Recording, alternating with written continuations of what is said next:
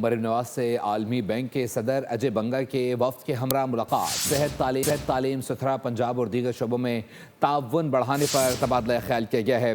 عالمی بینک کے صدر نے وزیر اعلی کے فلاحی پروجیکٹس کو سراہا، جبکہ tourism, education, health, skill development projects قابل تحسین قرار دیے گئے۔ مریم نواز نے کہا کہ پنجاب حکومت عالمی بینک کے تعاون کو قدر کی نگاہ سے دیکھتی ہے۔ مزید تفصیلات جان لیتے ہیں افضال عباس سے۔ افضال بتائیے گا۔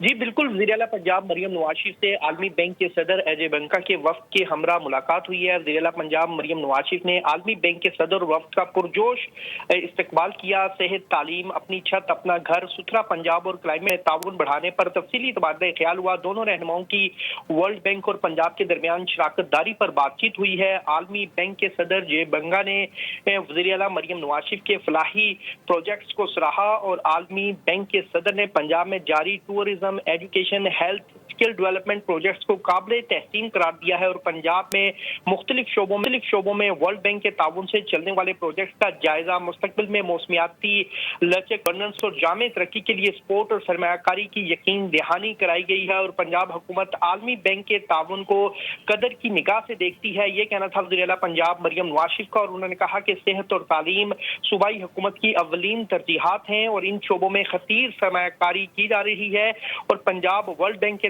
ساتھ مالی استحکام اور قابل عمل کاروباری ماڈلز کے ساتھ مسلسل تعاون کا خواہاں ہے اور ورلڈ بینک کے اشتراک سے پنجاب پروگرام، کنیکٹڈ پروگرام تیار کیا جا رہا ہے اور کنٹری پارٹنرشپ فریم ورک کی اہمیت کو تسلیم کرتے ہیں۔ وزیر اعلیٰ پنجاب نے کہا کہ ورلڈ بینک نہ صرف صوبے میں آئی ٹی انفراسٹرکچر کو بہتر بنائے گا بلکہ اقتصادی ترقی کو بھی متحرک کرے گا اور پنجاب حکومت نے ڈیجیٹل ادائیگیوں، گورننس اور زراعت میں بہتری کے بہت لیے شکریہ مختلف افضال اپڈیٹ اقدامات کرنے کے لیے۔